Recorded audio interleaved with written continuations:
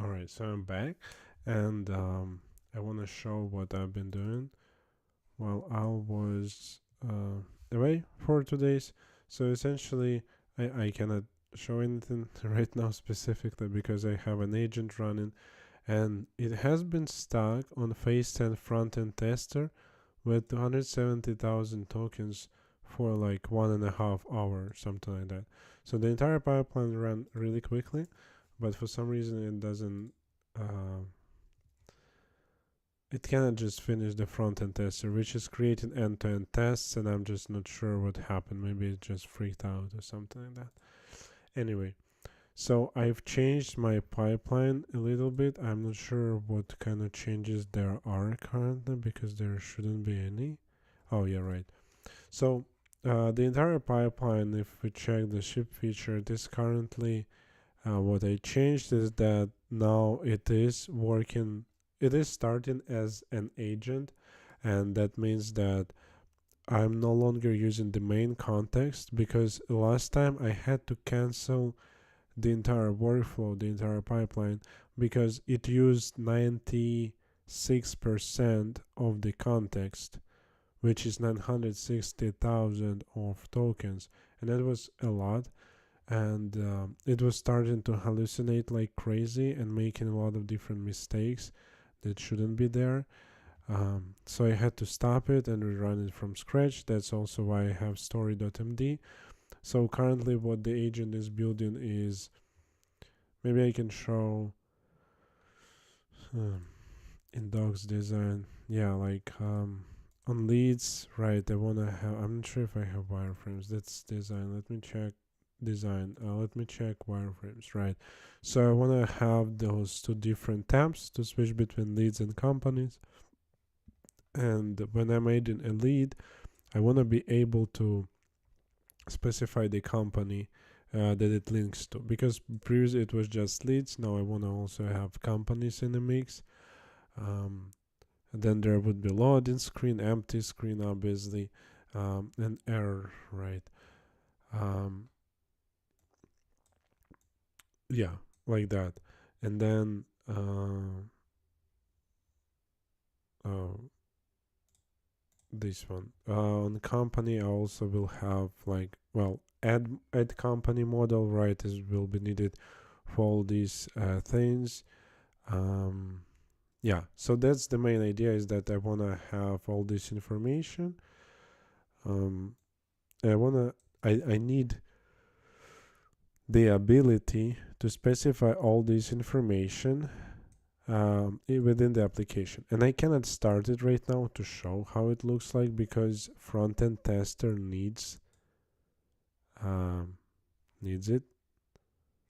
Once it finishes, then I'll be able to start it.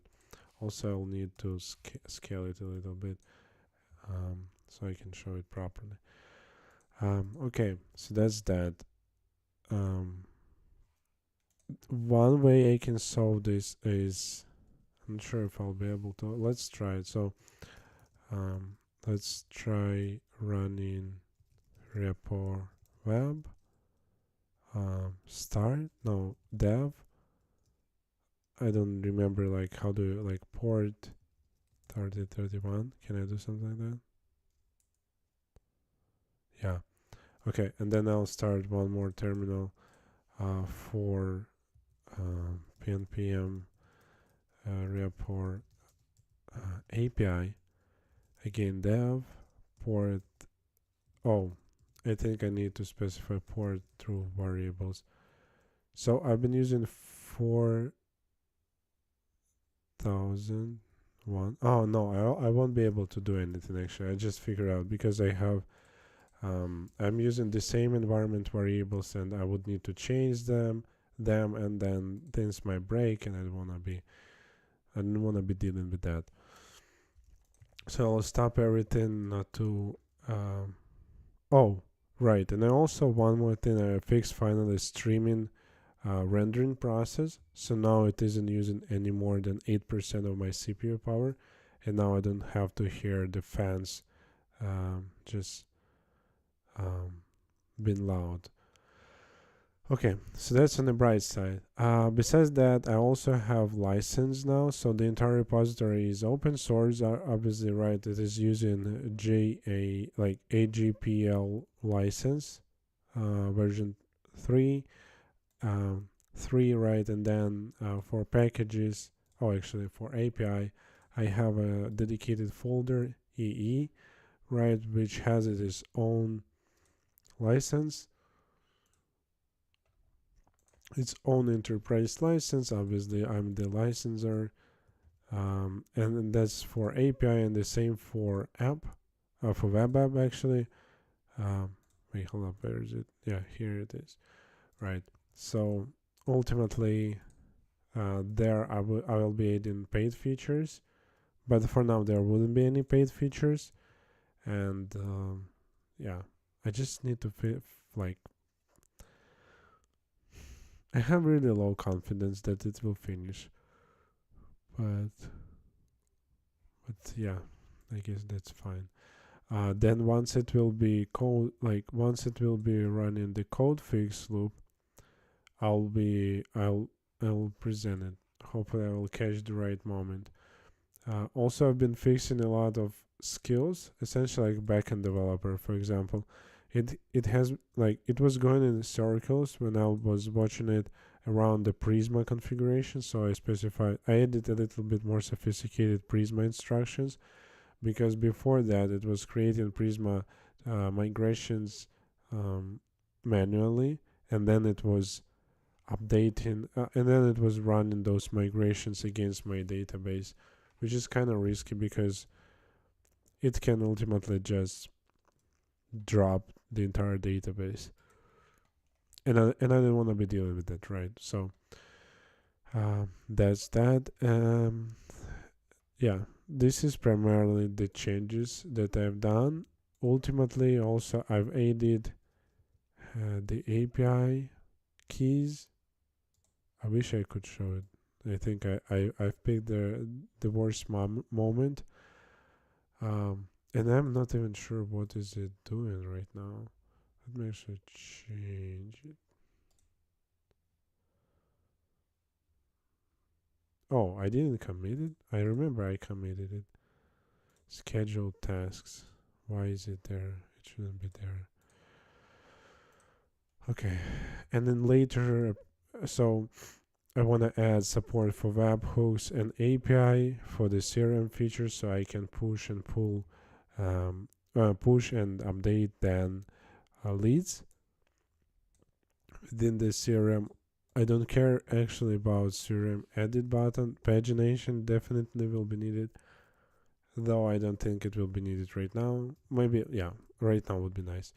Um, and leads should be linked to specific companies and absurded based on company details, right?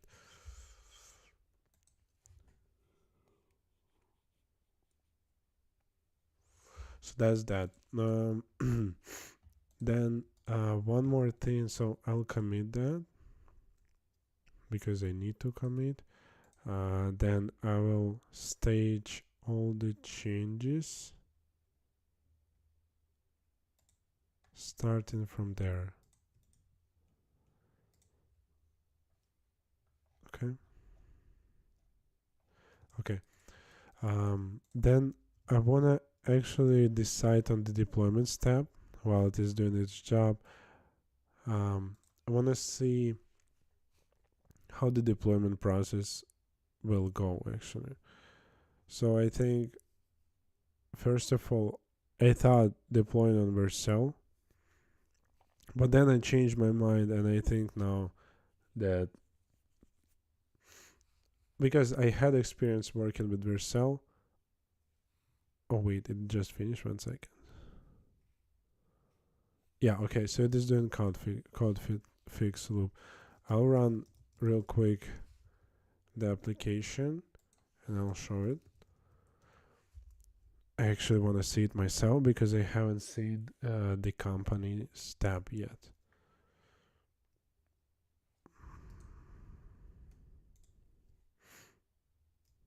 Oh my god, I think it just dropped all the users. Okay, I'll just register. I don't care.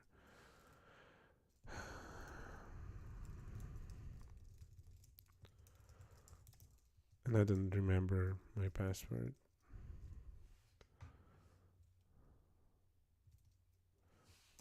Oh my god.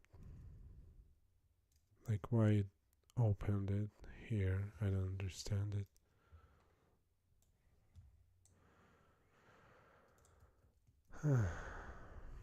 Okay, so the password that I have is here. Create account. Account created. Come on, my name was Aaron. Can I skip that? No. Um, I'll fill it out later. It doesn't matter right now. Finish onboarding complete. So leads. Yeah, there are leads. There are companies. Just need to be cautious about when it starts fixing anything. So currently it is reviewing. That's great. So if I add a new lead, company. Oh right, like create new company. Okay.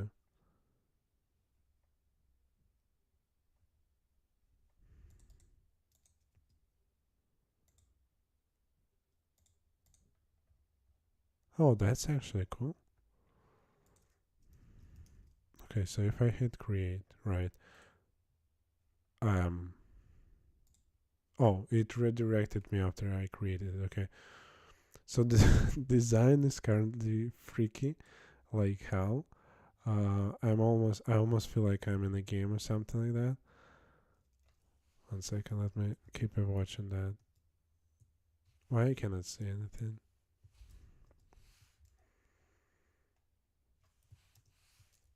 So what is it running right now? Is it thinking or something like that?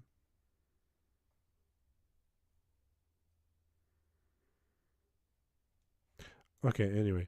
So I can add experiences. That's cool. There is our company. That's cool.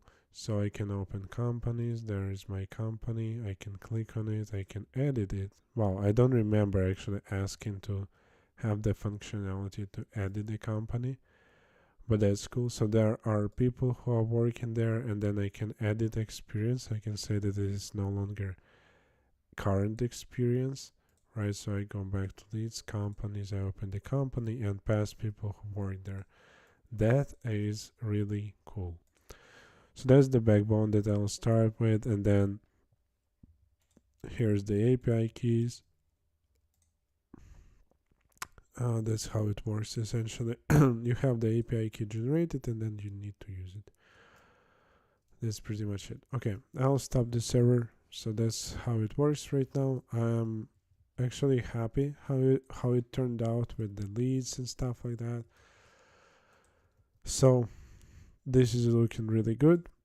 The only thing left is to finish that loop. I want to see if I can shorten somehow amount of time it takes to ship a feature. I know that apparently I asked it to do a lot, like adding companies, adding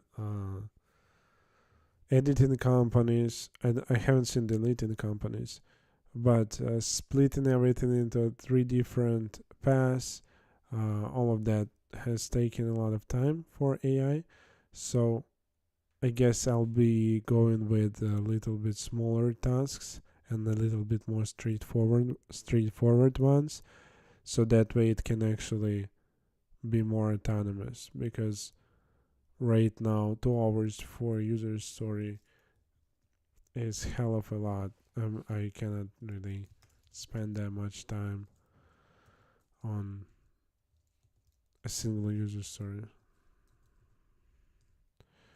So if I go to general and I open usage, you can see that within the current usage window, I actually use 63% already. And that is on max 20x plan, right? That's a lot.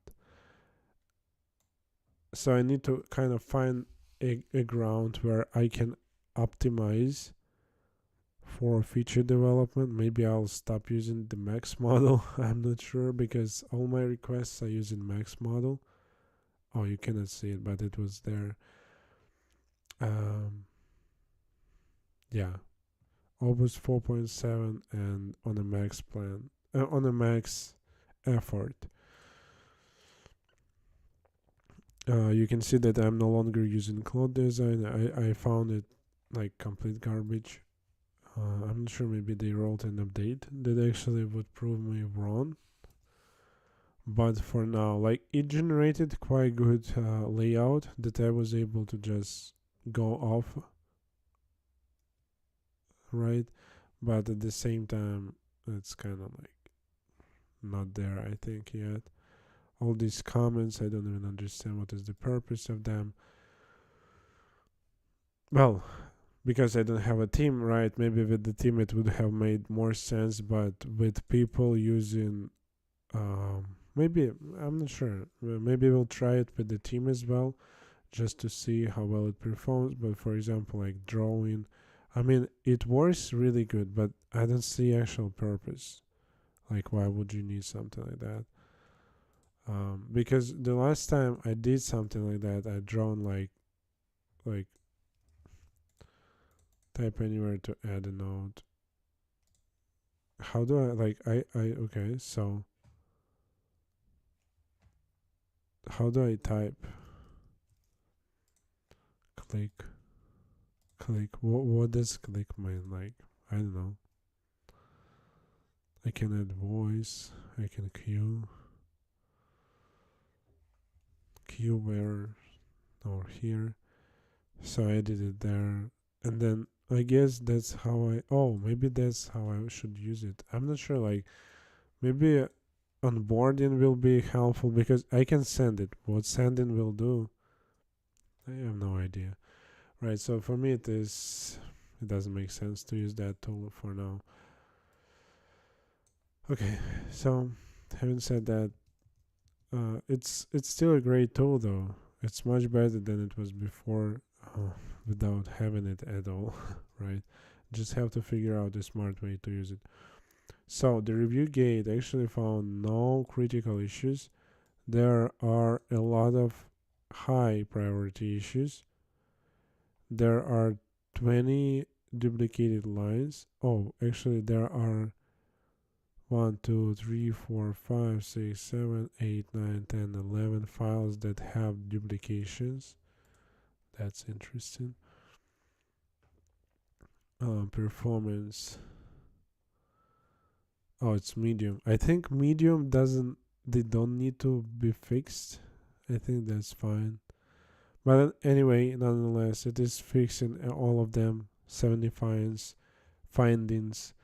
and it's not good at fixing those things. Though I'm thinking right now, well, what if it will be good fixing them on its own? Because previously I was using the same context, and when you go past 500,000 tokens, it starts stripping out like crazy AI, and that's when the review gate actually happens. And now everything is standalone, which means that I'm consuming a lot more tokens because I'm not using the cache at all. But at the same time, every request should be much more intelligent. And like, fixed backend findings, how is it already at 100,000 tokens? I'm not even sure. That is just a lot. Anyway, that's kind of the process. If I can find it somewhere, I will try. Yeah, these are the phases that I have right now. I want to add one more phase in the end, called commit name. But yeah, that's pretty much it. So going through the phases, right? The phase 0 is project summarizer. In the docs, I have project.md. It basically explains what every page is and what is currently available in the application. All the cross-cutting things and sections as well. Then after that's done, the business analyst prepares the requirements here. requirements are using invest model or strategy. I'm not sure what that is, and it creates like acceptance criteria for everything that I needed. And you can see that it has that is a really complicated user story. I should have done a better job at splitting it into multiple user stories, but I just wanted to have that implemented as fast as possible. And I guess that was a bad idea because ultimately it took almost like, I think in total it will take like 3 hours to finalize everything, which is a lot. But anyway, that's the requirements for you, right? And then once the requirements are done, their architecture kicks in, right? It uses this template for everything. You can see that it is also quite lengthy. It is 700 lines, right? And that's again a lot. There are assumptions, testing, observability, some separate nodes like seeder removal, because I had a seeder before and I figured out, I'm not even sure why AI added it in the first place, but I didn't need it at all. Then for every endpoint it says what user story, what actual acceptance criteria it implements, and having 20 acceptance criteria is already a problem. There shouldn't be that many. Otherwise, that is an overblown user story for me. So that's about solutions architect, right? Then there is a spec review, which reviews those two documents, both of them, and it finds what problems there are, right? As part of this loop, it also kicks in the update skills. So the update the architecture and update requirement skills, these are essentially the same ones as a BA and a SA. Yeah, so it does five not steps, but like 5 rounds of trying to fix the problems that it identified. Then it runs ERD designer, which in turn produces the ERD.md, which you can see here, which is using ERD diagram, right? And it shows also the connection to other entities, right? ERD designer, then UX designer is creating wireframes. This is what I've already shown, right? Diagrams like that, which are ASCII diagrams, just a plain text, because I didn't find any better example of how to share wireframes between different steps.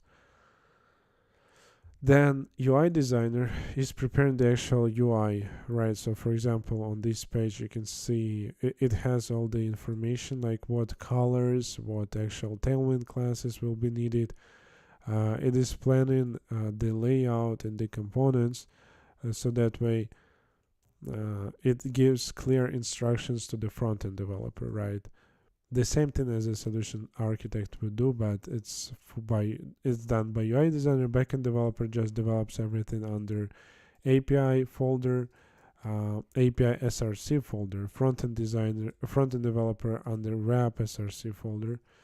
Backend tester then kicks in, and under API tests it creates unit tests and integration tests. Like for example, so integration tests, the difference between both is that integration tests specific endpoints, almost like end-to-end tests, right? Integration of this specific endpoint. And unit tests, they test specific units separately, like for example API keys, service, right? It is testing every method of this service. Yeah, so like that. Then front-end tester, it is working under the web tests folder, and what it does is that it creates end-to-end tests for any flow that was created. Like for example, for API routes, it has that crap. Then the new ones are like leads, right? These were already. I'm not sure what their problem is. It's not going away for some reason. Um, but 1 second.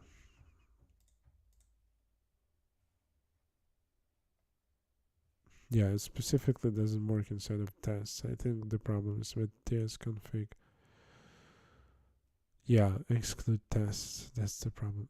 Anyway, it should be inside of the tsconfig build or something like that.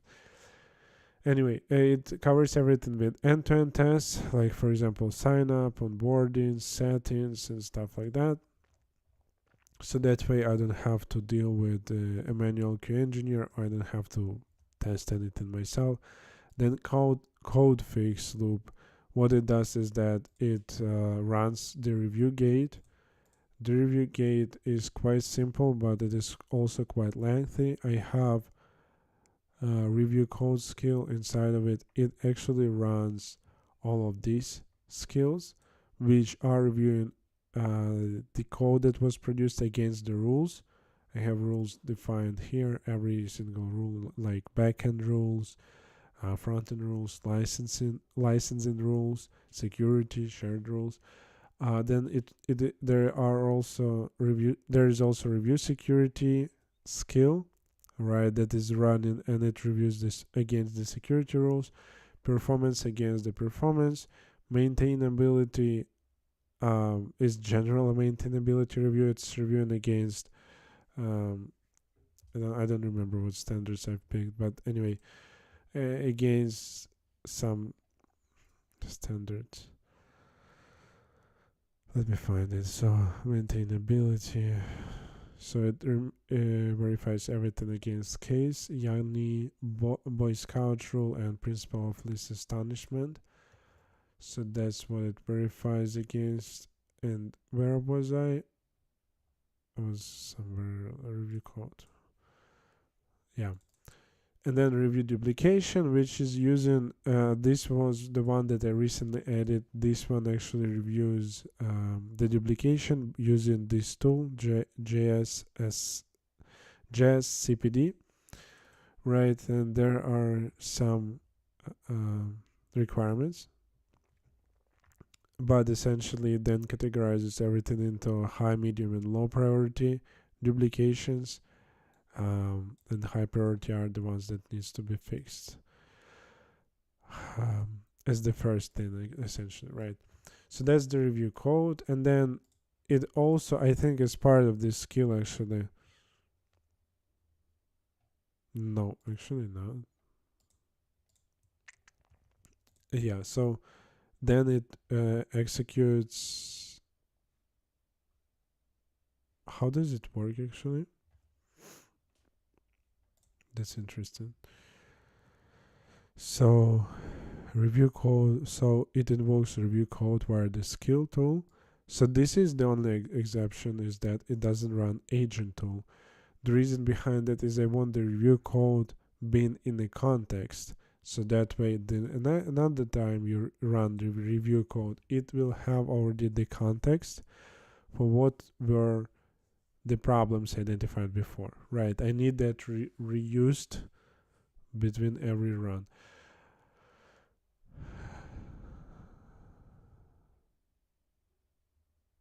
Yeah, so it doesn't run review rules because why would it run? I don't know. But anyway, um, then it counts issues, and then it spawns a backend developer and a front-end developer in both in parallel via the agent tool. Yeah, it skips front-end developer if there are no front-end problems. Okay, so that's good.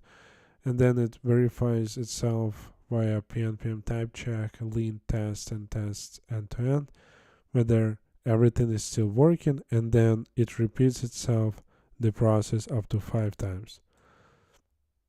Okay, so now that's clear. I just wanted to see, so spec review actually uses the agent tool, but it is ultimately the same process. Okay. And then in the end, it runs dslop skill, which essentially removes all the dslop crap from the code. I think dslop specifically, it needs to run multiple times.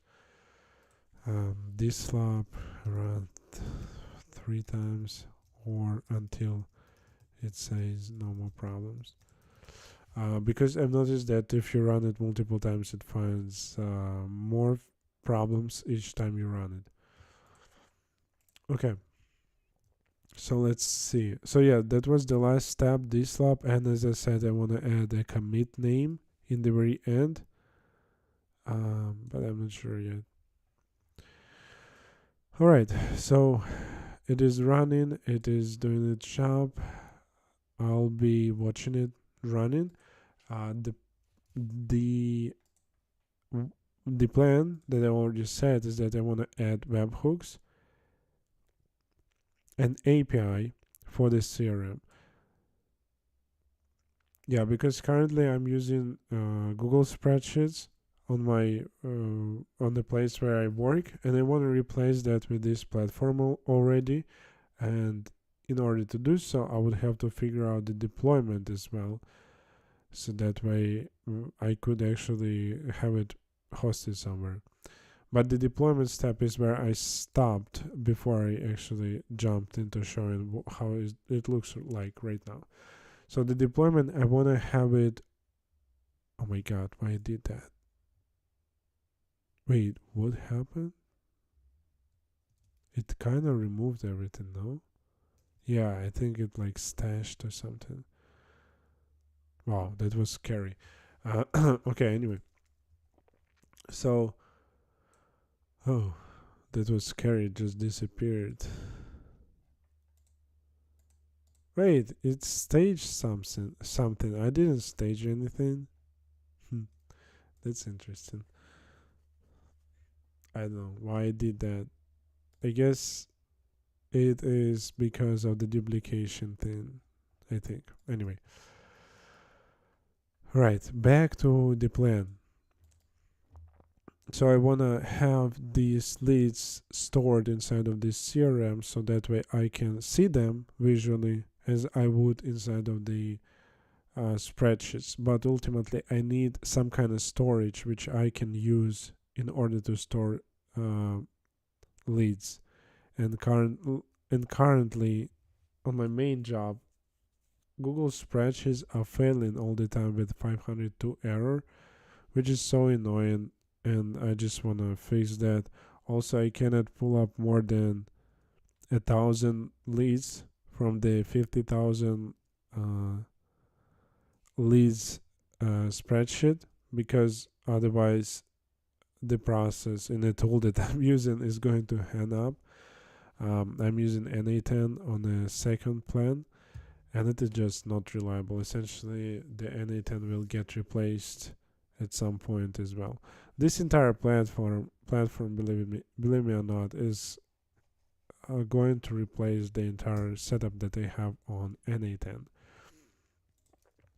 I'm not going to show the setup that I have on NA10, at least for now, but what I wanted to show, right? Oh yeah, in the design I already have the mockup how I want it to look like, and what I'll be replacing with is the cold outreach, specifically free content, and warm outreach has nothing to do with it. It's just the cold outreach where I could purchase new domains easily, purchase new domains using Cloudflare, and then have them link the mailboxes. Though I'm not particularly sure about the mailboxes, because